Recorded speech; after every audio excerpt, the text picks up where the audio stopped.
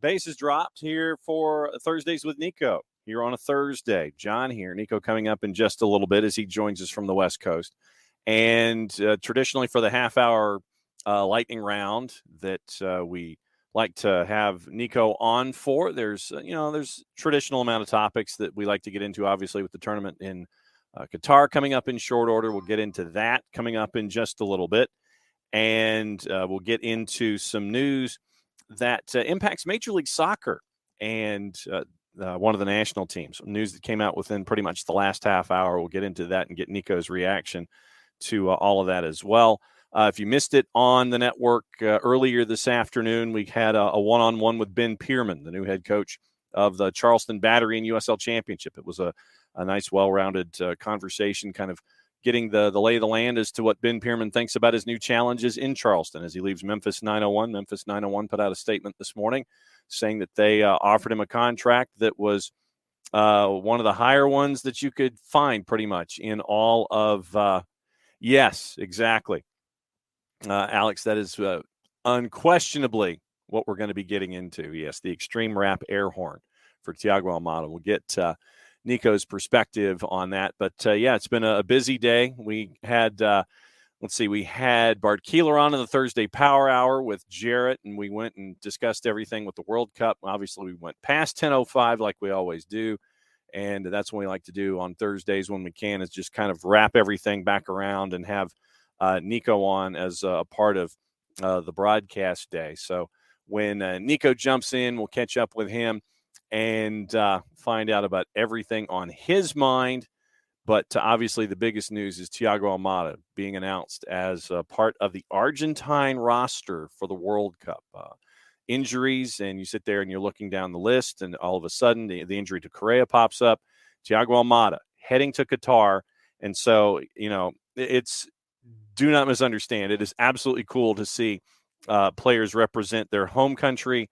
Since we're based here in the U.S., you sit there and it's great to see players representing the Stars and Stripes, but to have a player on Atlanta United representing the Argentine national team, that is absolutely crazy. It's fantastic. And as Alex has said, the extreme rap air horn, should be in play for this. But to have someone from your home team, as we're based here in Atlanta, to have someone from Atlanta United who was spotted, scouted, recommended, convinced to come here, to see him absolutely just tear things up in Major League Soccer, and now to be a part of what is going on with the Argentine World Cup squad. Yeah, DM'd him that was an injury, and so he was an injury replacement. And so Thiago Almada is going to be a part of the Argentine national team. And so if you haven't had the chance to, let me check the dynamics here. Injury replacement for the Argentine national team. Thiago Almada's father to Radio La Red, quote, "Thiago called me and he was crying, shouting, and warning me of his call up to the World Cup." So that's what it means. Almada's father, Thiago bought me World Cup tickets on the Father's Day. We can't believe it. It's the icing on the cake. Now we're all going to travel. So it was the injury to Joaquin Correa that created this opportunity. So that's the quotes from Thiago Almada's dad to Radio La Red about Afternoon Dawn Star.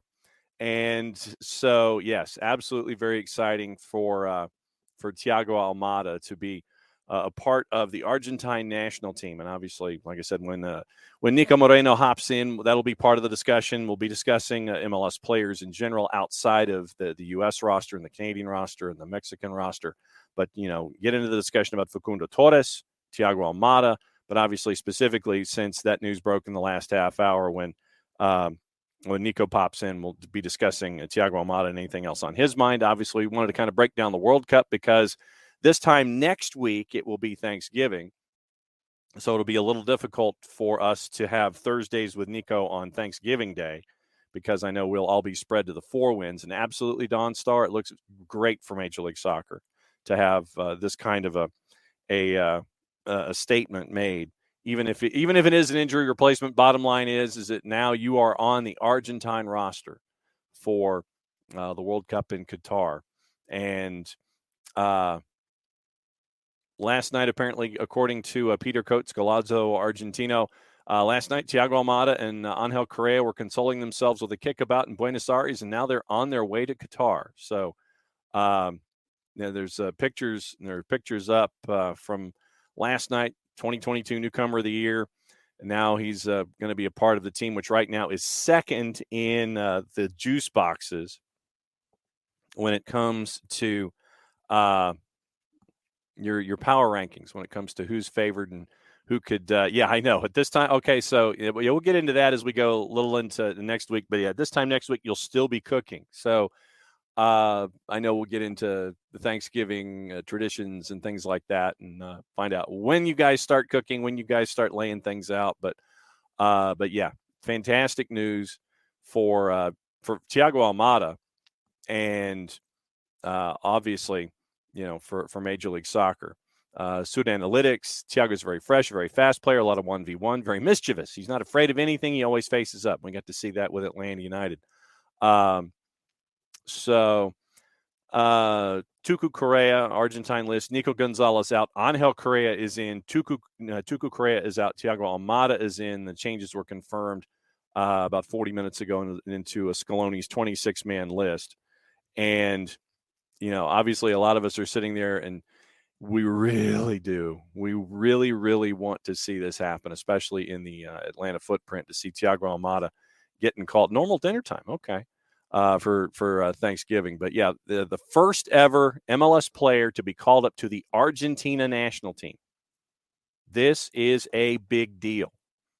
And the fact that it is a big deal for Major League Soccer, and as Niko Moreno joins us, we had a rundown, and Niko, we had a list of things we wanted to talk about, and then all of a sudden, 40 minutes ago, we get news from the Albiceleste that is historic for Major League Soccer and for fans of Atlanta United. Thiago Almada gets the call up, and he gets to be a part of the Argentine national team, the Albiceleste, for Qatar. This is absolutely, and I don't know really how else to phrase it, but this is absolutely blanking huge. It is blanking huge. And hello to you and all of my favorite peeps out there in the East Coast. Excited for a young, talented player. It speaks a lot to the growth of the league. It speaks to Scaloni, who has done a fantastic job since he took over Argentina, calling players because of their talent, their potential, how they fit into the group, rather than status, name, age, league that they play in. And it's worked out for him. He's been criticized early, and he's shown everybody that he knows what he's doing, and that he's not there just because he looks pretty with the Celeste colors on. He's a guy that has proven time and time again that he has a deep plan, that he's a methodological type of coach, and he's huge. Thiago Almada brings a lot of great components. No one say that he's going to be a guy that is just going to take over, that is going to be a full-on starter. Nobody's expecting that. But just the fact that he gets the experience to be with this group, and that, has the potential to, at any particular time when needed, to provide a spark, to provide a mid-range shot that we know he has, to provide a little bit of vertigo and that one-on-one ability. It's fantastic. So it's great for him, great for Argentina, great for the league. Yeah, because I was going to mention that it's cool on one aspect because we all have our countries and we all have those countries that we support when it comes to the world competition. And I know that in this hemisphere, we're locked into Canada and Mexico and the United States. But to have something like this, like a Thiago Almada, who's a part of the Argentine squad, for Facundo Torres, who is going to be representing Uruguay. I mean, it speaks a lot to where the eyes of Major League Soccer are, and the ability for the league as it has continued to grow to sit there and have these players come in understanding that, it isn't just the league for the 30 somethings and the 40 somethings that want to come pick up a paycheck and walk off into the sunset. It's a league where you can grow and advance. And when you have cases like an Almada, like a Facundo Torres, you get to draw eyes once again to Major League Soccer all over again because of the circle that you're creating. It's like, okay, we've recruited you. You do well. Oh, by the way, in a World Cup cycle, you're part of a national team. So I think it contributes to the cycle of bringing in other talent because of what you're seeing, what you're saying, and what you can recruit. And you know that these guys are going to come in great form. And it's something that the stigma from MLS is slowly fading away. And you're seeing it from a lot of countries that maybe didn't even make the World Cup. Colombia right now, they're out of the World Cup, but they've called up quite a few players, including a guy like John Hader Duran with the Chicago Fire, a very good, quick, interesting forward. So yes, it definitely talks about just the talent level and where we are headed. You spoke about Facundo Torres. He's one of two guys from MLS, including Cáceres, that are part of that Uruguay team. So it's just something that is becoming a real thing in global sports. So. And this is not just it. I mean, we're going to see a lot of these guys next year. With this transfer window coming up, having no doubt that a lot of MLS teams with the money, the ability, and now with kind of a speech saying, look, you can still play with your national team and come play in this league and continue to develop because that's no longer going to be a fear from a player that wants to come to MLS. 37 players from Major League Soccer are going to be playing in the World Cup in Qatar. And, obviously a lot of them are from this hemisphere, but to have those other tentacles that we talk about when you're going into those atypical countries when it comes to where MLS and the personnel are concerned. When we talk juice boxes, I know we talked juice boxes leading into Qatar. Has your view changed at all in the last, say, 7 to 14 days as we are now only a weekend away from the tournament starting? A little bit. Belgium really dropped on me because of the way the bracket, the way it kind of splits out at the moment. They really fell off on my end. I'm still very high on Argentina. I really believe that things can manifest themselves for them to have a really accessible path to getting to the final. And that's halfway to the battle. You know that. Getting out of the group stage and those first games, as they call it in Spanish, the fifth game and the sixth game, those are really tough ones. And after that, just as you get closer, the group gets a little bit more confidence and you start to believe like this can really happen. So Argentina, I'm really high on, man. I'm thinking about, that's going to be my take. That's where I might put my juice boxes. That's where I'm going to go. Uruguay is very interesting to me because the juice boxes, man, I mean, if you hit that one to the final or to being a champion, man, you're going to be feeling pretty good about yourself. And their pathway, their young talent, a squad that with Alonso that was a failure in Miami and has kind of changed the dynamic of that group in Uruguay after Tavares took over for as long as he did. He's really done some wonderful things with Uruguay. So they're high on my list as well. Spain is one that stayed steady. I mentioned them as someone, as one of the teams that were in that top five. but that not many people were choosing, or at least analysts who I talked to. But I like what they did with their roster selection, the youth that they have. So that's one team that stays steady for me in terms of juice boxes. All right, so let's run through the juice boxes real quick as we've got them. Let's see, let's go top 10. Actually, let's go 11 because you said Uruguay, so I'll mention Uruguay at a plus 4,000 right now, courtesy of our friends at Vegas Insider. Uruguay is at number 11 at plus 4,000. Denmark number 10 at 2,800, plus 2,800. Belgium plus 1,600.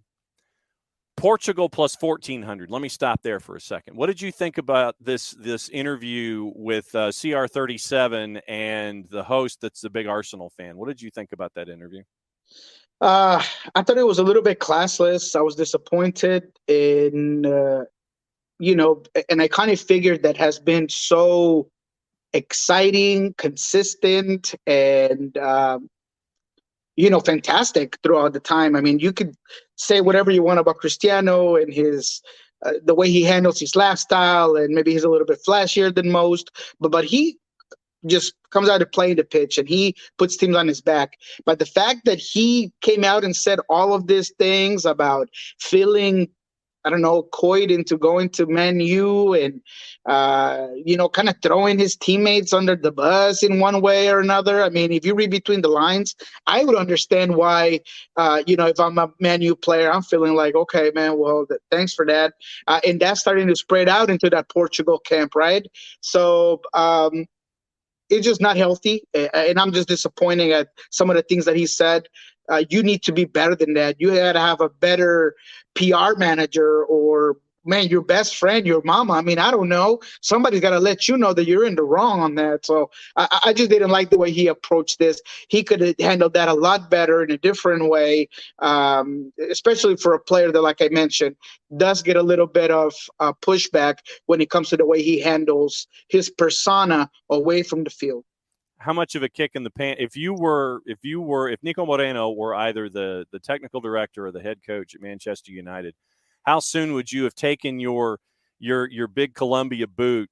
I imagine that you've got a right foot. So if you loaded up that right boot on the Mertens boot, or that Columbia boot, how much force would you have taken and smashed it in his rear end and kicked him out the door and told him, don't let the doorknob hit you on the way out?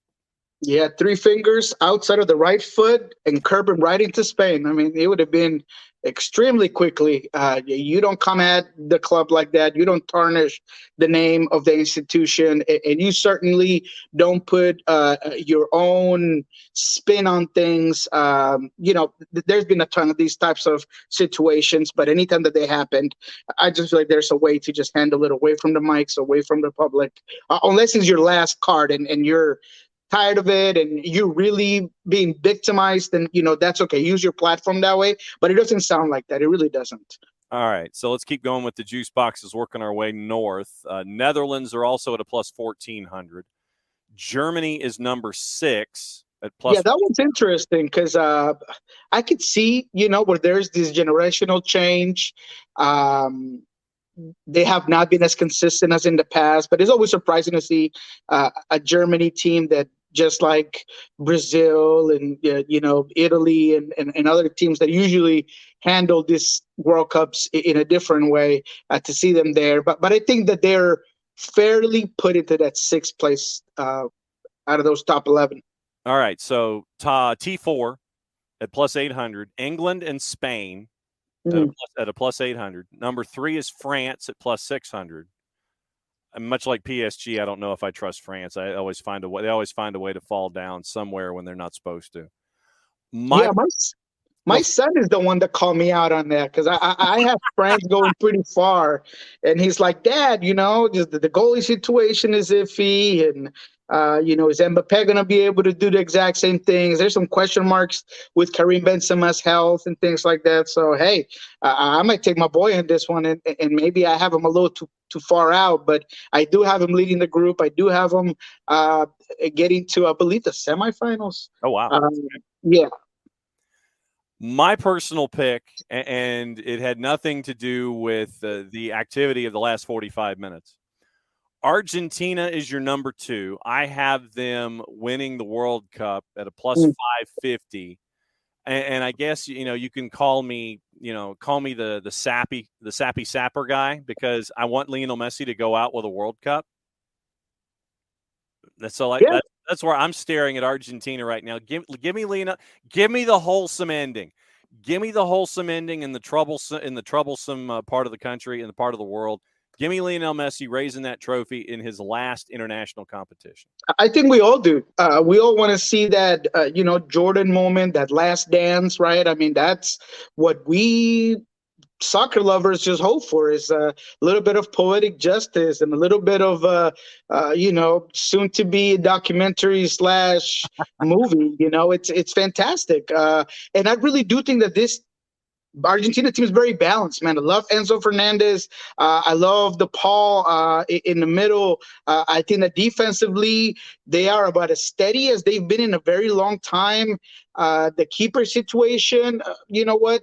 That's one place where I think they could be a little bit better at, but I think that they have enough to get them through, because that team is going to be very hard to beat in not just taking the ball away from them, but trying to counter. I do believe that they have a very good defensive system this season, and I don't know, call me crazy, but like you, I'm a lot higher on Argentina and the collective group of talent than I am with Brazil. I think they are going to be a little bit more based on individualities, and to me, that's just difficult. There are games that you're going to have to grind out, and I don't know if Brazil got enough of that throughout the qualifiers to be ready for that in the World Cup. Number 1, obviously, top of the ladder, Brazil at a plus 350, and much like you, I'm like, there's something's there, and I'm like, something ain't right, Yeah, no. I mean, look, it's no knock on their talent, and no knock on. People say, "Oh, you're just hating on Neymar and all of these things." I haven't seen that leadership quality from that top player. Look, I get it. He's so fun to watch, and he's exciting. And the people that put him and Ronaldinho in the same conversation, I'm not mad at you. I get it. You know what? I still believe that primetime Ronaldinho had the ability to just put a team on his back completely, and I just haven't seen Neymar do that. Not on his own, at least. So. Because of that, because that X factor in the player, yes, tactically, amazing. Can he finish? Absolutely. But I still question that mental part, that mental component of Neymar. It just feels like, yes, he's kind of taking a step forward in terms of maturity, but I just don't have enough data and enough to go on to say, hey, look, Neymar's going to be this guy. This is going to be not just a game changer, but on the locker room and getting everybody behind him. I don't know it. I'm still questioning that. All right. So outside of that top 11, this is where you get to put your thinking cap on. And, if it's the one that's got the Space Needle design, or if it's something that's sublimated, it's time to put the thinking cap on. Outside of that top 11, give me a dark horse. Give me somebody that you're going to kind of keep your eye on that's off the track. Don Star's thinking England. Who are you looking at as that dark horse that could make a run? That's a hard one, because Uruguay was my dark horse somewhat, because, top 11 in World Cup atmosphere and things. I think that's a dark horse. And Spain is in that top 11, so we can't choose them. We could go with England. I mean, they've brought a lot of players back. They might not be the most exciting team to watch, but if 2018 taught us something, and I don't want to relive none of that, those shootouts were Colombia, but they definitely showed that they have the grit. The midfield is very interesting. I like the depth and some players that could be spark plugs that I think are key components, especially in this Qatar World Cup, where I'm still debating and I'm still wondering if the climate and the time of this tournament is going to affect the soccer part. At Soccer Bar, we've talked to a couple of conditioning coaches and former assistant coaches in World Cups, and they're still wondering if maybe that rotation part of these 26 players might be even more important than in the past because of everything that Qatar challenges you in this time, in climate and everything. Let me give you one that's just outside of the top 11. Croatia at a plus 5,000. All I have to sit there and think about is Luka Modric, and how a guy like Modric can pretty much just take a team on his back and his wizardry and his imagination, something like that. Do I think they would win it? No. Do I think they could make a run because of what we've seen with Modric and an allegedly aging Real Madrid side? Oh, no, let's count out Real Madrid in Champions League. And then that was a mistake, because when you've got Benzema and Modric, and they might be 700 years old, but they can still perform on the world stage. And I think that might speak a lot. That, like I said, that's just one off the top of my head that would be, outside of chalk, like we've been talking about. I think that I keep an eye on Croatia and Luka Modric for me. Yeah, I mean, I like it, especially because, I'm a huge Modric fan. And I think that, I don't know, I thought their chance was last year. Yeah. 2018. I really did. And, Modric is just 4 years older, maybe lost a couple of steps. That, role that the role cast right around him, those co-stars around him are not in the moment that they were 4 years ago. So because of that, I have a hard time. I honestly, as of now, with no injuries and where we are, I don't think I have him passing the group stage. Right. You know what? You're gonna call me crazy. But last time I said this, it didn't go too bad for me. But look, Canada is an interesting team, man, and I think that you will find a lot of national teams maybe taking them for granted. And I know it sounds crazy because in the World Cup you would believe that coaches wouldn't take any team lightly. But as a player, sometimes you see a crest, a flag, a colored jersey, and you might just think, hey, these guys are just gonna lay down flat and just take this whooping. And I don't know if I see that from Canada, and that could be to their favor. And if I recall, that path to the final is not terrible. And I'm not saying put your money there. I'm just saying that if I'm thinking outside of the box and completely, incredibly dark horse, man, I mean, Canada could surprise some people, man. I don't know. At a plus 20,000, that would be a surprise in the juice boxes. That'd be ridiculous. Go ahead and put a good 50 on that one. U.S. for the record. U.S. and Mexico, you got a handful of teams at plus 15,000. Ecuador, Mexico, the United States, and Poland right now on Vegas Insider. Man, Mexico's difficult, man. Look, I want Mexico to succeed. I really do. My wife is Mexican. My boys have Mexican. I want them to do well. And I feel like, unlike any other national team in the world, when Mexico gets to the World Cup, man, they just completely change, man. And they turn that switch and they become Aztec warriors, man. And you ain't getting them off the field. And they don't buy off of your star players. And Argentina's had difficulties with them in the past, and Poland's not very scary in that group. I think that they have a lot of issues. They're very beatable, at least. But speaking of the national team per se, man, I think there's a lot of question marks. That 4-3-3 that Tata's running with Hector Herrera as that 5 in the middle, or 6, I feel like he's going to leave you open for a lot of counters, man. And Edson Alvarez, to me, has to be that guy that you plug in there when you need a little bit more of that dual functioning guy that's going to be able to recover and cover a lot of space.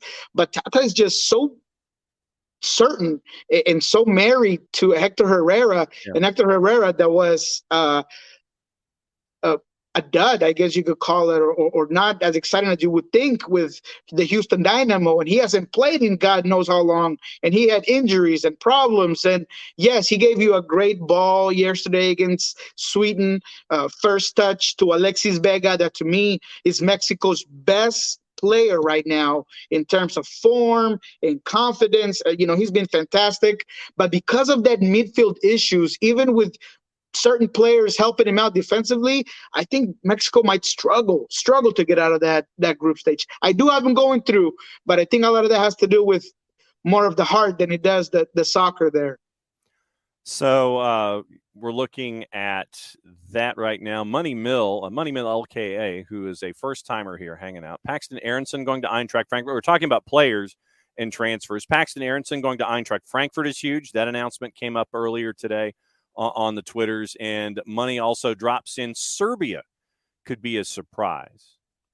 Yes, Serbia. I can't remember the group that they're on, but I do remember thinking that they could, sneak in there if results go their way. I did put them third in the group, I believe. I think they're with Cameroon and someone else. Okay. So hang on, let me grab our Serbia.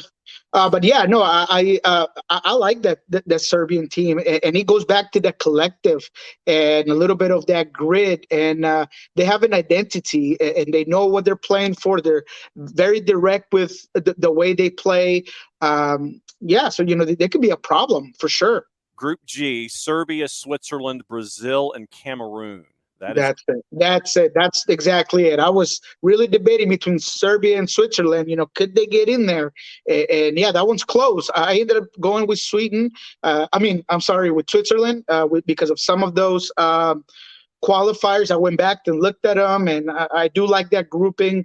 But Serbia's right there. I mean, that was a difficult one for me to choose. And in terms of Harrison, man, you got to tip your hat to the Philadelphia Union. $4 million plus a sellout, a big sellout, according to Tom Bogert, I believe, for a guy that wasn't a starter. And yes, the potential is there, and you saw it. But I think they're becoming a brand where you say, hey, that guy is talented. All right, well, he's interesting. Well, he's got the age. Oh, he's from Philadelphia? Yeah. Bring him on. Sign him for me. So that's a good thing globally, that you could put yourself as being a club that just gives out good players. And at the same time, we mentioned teams that have these philosophies, since we're here in Atlanta, where we're based, Atlanta United with Miguel Almiron, who's now doing tremendously well at Newcastle. So the front office knew what they were getting when they were brought Miggy in from Lanús. And now it's amazing what happens at Newcastle when you have a manager who actually can put Miguel Almiron in a position where he can succeed, instead of Steve Bruce who sits there and goes, I don't know where this guy's supposed to play. Well, if you paid attention, Steve Bruce, then maybe you might still be employed at Newcastle instead of having gone to West Brom and then lost that gig after 10 months. And now, once again, with Atlanta United, they went to South America.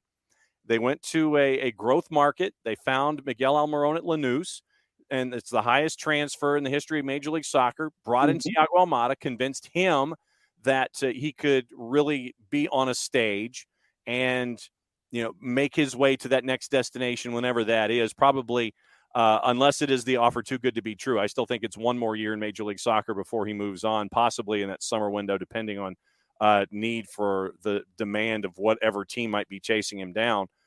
But, once again, it's Major League Soccer, and it was where we started the discussion about them looking in growth markets, finding talent, and having that talent and their representation understand, look, you do well here, you can move on, and it's just another example of that. Yeah, no, 100%. And it's a pipeline that you've seen many places. I look at Portugal.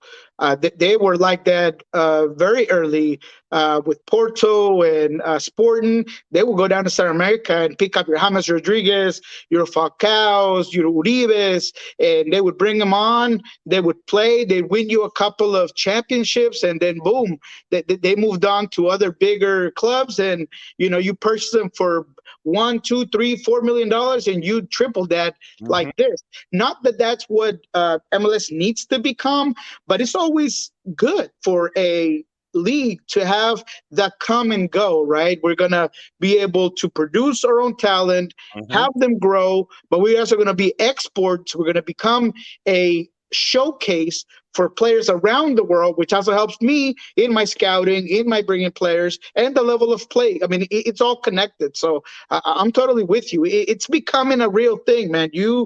Again, I've been called crazy and I don't know, soccer and all this bunch of crazy stuff over the last 4 years. Me preaching this exact same thing just because you saw it coming. Everything that MLS had to offer, that infrastructure, that if you talk to the guys that are involved completely in soccer, and I'm very blessed to have had guys like Chris Henderson, Kurt Smith, Siggy Smith, Brian Smetzer, Garth Lagerway to talk to, Adrian Hanauer, owner of the Sounders. These are guys that are completely synced in with the league. And, man, once they talk to you, you're like, man, I believe it.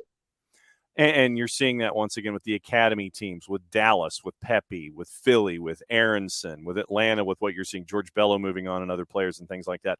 Before we go, when it comes to the United States, what are you most confident about in the World Cup with the U.S. men's national team, and what are you the most concerned about with the U.S. men's national team as they get ready for that first match on Monday afternoon? Very good question. I am very confident in the balance that the midfield can provide. I am not as worried as some in their ability to score, because I feel like it's going to come as a collective. Yes, Ferreira or Sargent or Haji, right, or whoever you decide to choose at your 9 might not be the golden boot, a surprise to no one, but as a collective group that will take advantage of set pieces, that will have a Winston McKennie that could be a difference maker in any moment. When you guys got like Gio Reyna coming off the bench, which I think will be coming off the bench, Timothy Weah, I think that he's going to be a collective ability to score goals. My biggest question mark, and the thing that does concern me, it is that defensive part of it. Because not just because of the center backs and the fact that I believe Aronson is probably going to start right next to Zimmerman, or the fact that Tim Ream makes me a little scared anytime that you're going to have him step up a line for a team that Greg Bellharter tells us is going to be a high pressuring team. I want to see Tim Ream nowhere near a high pressuring team. But also just the fullbacks. Sergiño Dest is a very talented player, and I will say it that way. He is, but I think defensively he does lack a lot of things. I question sometimes the ability to really create your mark as a two-way player when you're kind of in the middle of clubs and you haven't really been able to stay steady in one place. So because of that, just that entire defensive line, including Robinson in the far other side, I just think that there might be some issues there. So that's my biggest concern. D. Graham comes in, and D. Graham goes, I'm actually concerned for the U.S. The lack of a playmaker will be too much to overcome. I think they have playmakers. I would have to disagree on that a little bit. And you know what? Perhaps you're seeing something that I'm not, but I think Musa has proven that he is a very good player as a ball progressor and someone that can maybe challenge teams and obligate them to mark a little bit higher, stretch out those lines because of the way he kind of fits in into this scheme. Winston McKennie, to me, is someone that could be a playmaker. Pulisic, obviously, a lot of people believe that he's a little bit inconsistent, but when he's on and he's on that perfect night, he could be a killer on that left side. So I think playmakers I would feel strongly about, in my opinion, including those guys coming off the bench. But that's just me. I like the playmakers and the potential that there is there for the U.S. men's national team. Okay, and one more thing before you go. before you give the plug. There are some reports out there linking Tony Alfaro to conversations with Atlanta United. What do you remember, if anything, from his time in Seattle and with now Tacoma Defiance from 2016 to 2018? What do you remember about Tony Alfaro? Look, man, me and Tony have a really good relationship, and I saw him grow. I saw him succeed, and I saw him fall. But I saw him continue to work at his dream. 9 out of 10 players that have gone through the things that Tony Alfaro has gone through would kill their confidence to the point that they would be either coaching at a rec level or working at Target. I mean, it's been that difficult for him, and he's grinded out, and he went to Mexico and was at Chivas and played second division and eventually made it to DC United, where he was a contributor, a consistent contributor. And me talking to other players around him, they've seen his growth. So with that said, I think that the biggest conclusion that I could have about Tony Alfaro is that he's one of the most improved players that I've seen, and a player that will never fall regardless of the situation. I think his character and commitment to being a soccer player, an athlete, and a professional has put him where he is at now. So because of his relationship with Gonzalo Pineda, someone who knows him extremely well, I think that those reports are probably well-founded. I don't know who brought him up or anything, and I haven't heard anything on my end.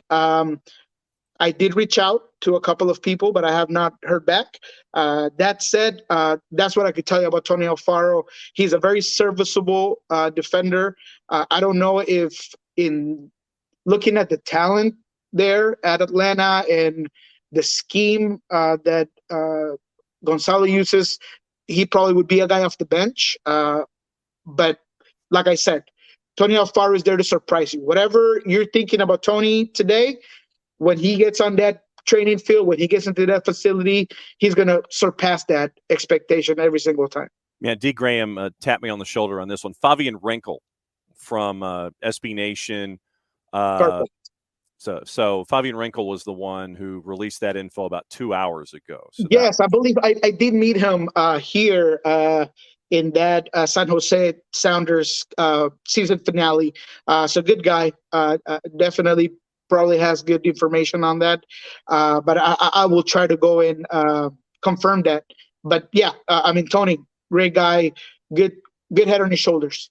All right. So what are the plans at the soccer bar, and as we get ready for the worldwide competition that's going to start on Sunday? What are the plans between now and the next time we meet? Yeah, soccer bar is going to be where you want to get your Spanish content for a consistent World Cup at least once a week. That's what we've decided, because the World Cup does kind of gather that information a little bit slower than your regular season. For you to be able to kind of hit the whole spectrum of what's going on, we're going to do it once a week. So make sure that you check in of that subscription of Soccer Bar. With Pulso Sports, we're also going to be doing a couple of World Cup shows as we're expecting a couple of our contributors to come back from Peru here soon.